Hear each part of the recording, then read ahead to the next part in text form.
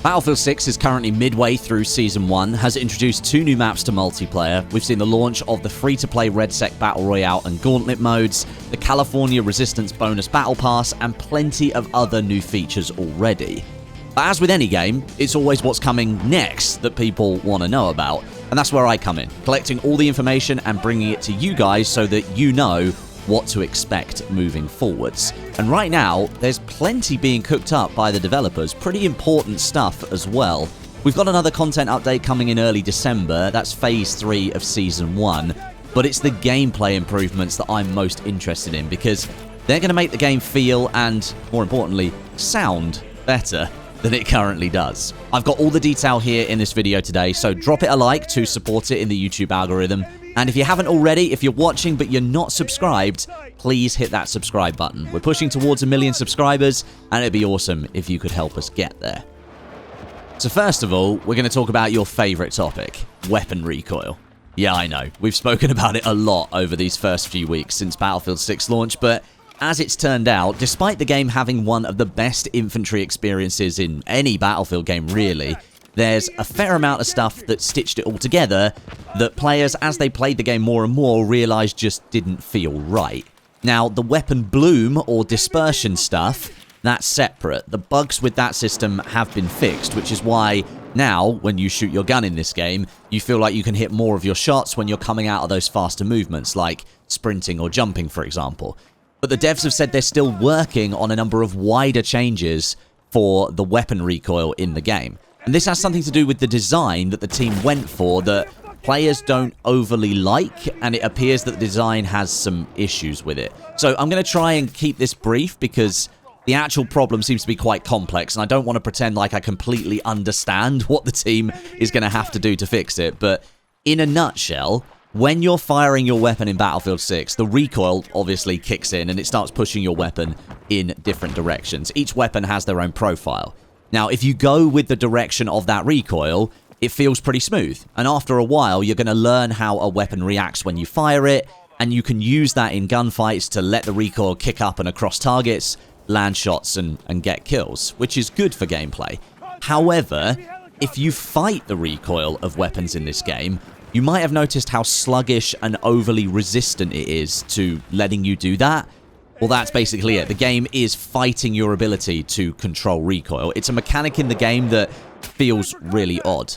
This is something that has been confirmed to be in the game, and it was a debate for a while in the community because we had all of these other issues with spread or bloom that were sort of overlaying on top that needed to be sorted out first. But now those issues have been fixed, they've revealed another one. But thankfully, the devs have committed to fixing it properly.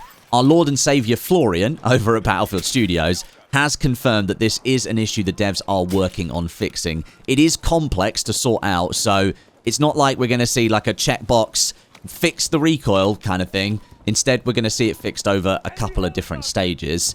Florian mentions here that they're already locking in some improvements that will help with the problem until they are 100% able to fix it completely, which is nice. I'm really hoping the team can get hold of this by the end of Season 1. I know a lot of people have been saying that it's already taken too long to sort all of this out. It's kind of a fundamental element of the game. You spend 95% of your time holding a gun in Battlefield 6, and if there's a bug in that area, it's going to be something that basically every player is having to deal with.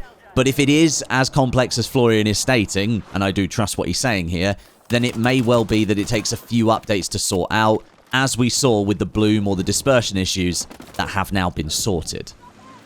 Next up, let's talk about visibility. No doubt you've been killed by some particularly well-hidden players in Battlefield 6, and this is something that I see pop up on social media every few days. Somebody posts a screen grab of a stream or gameplay that they've recorded, and they caption it with, "Find the enemy," or something like that.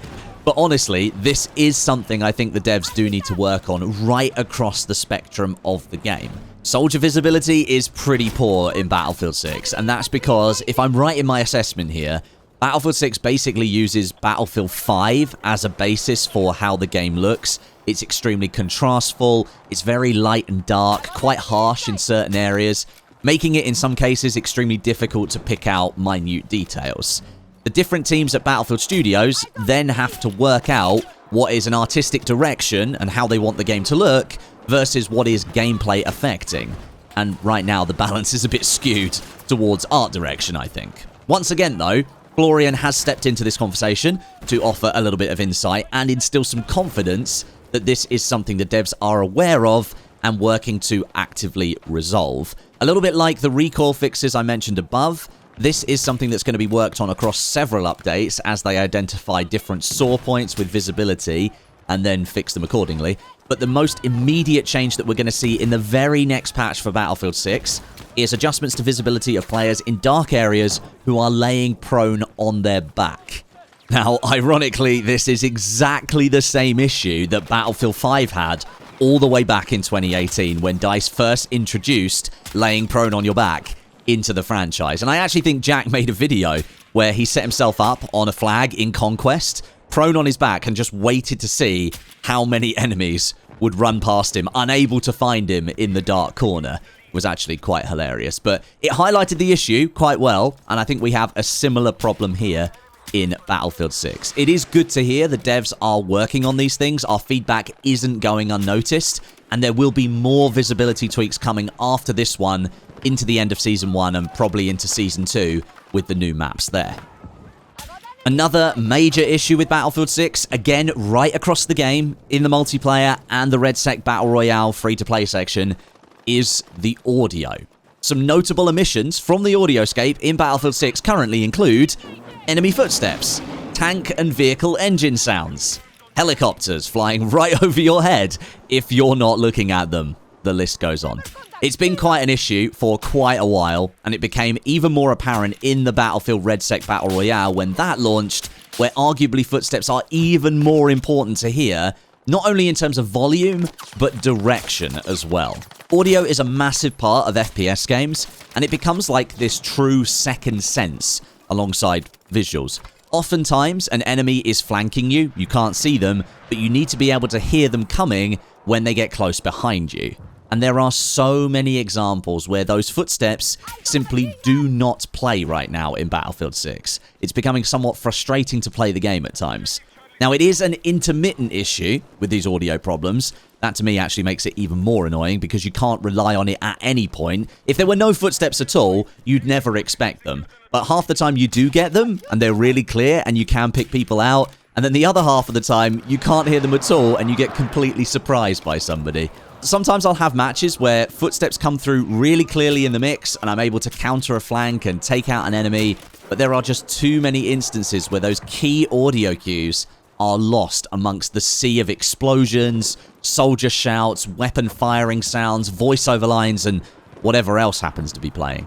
But a little bit like those visibility issues, Battlefield 6 is suffering from similar audio problems to Battlefield 5, which, if I remember correctly, also had to have an entire rework done post-launch to make sure everything was coming through correctly and elevated more pressing audio cues to the top of the mix, or DICE increased the priority of certain sounds within the mix. And it's actually crazy how many previously fixed issues Battlefield games have pop back up in the current titles. I remember it being a big issue during the Battlefield 4 days as well.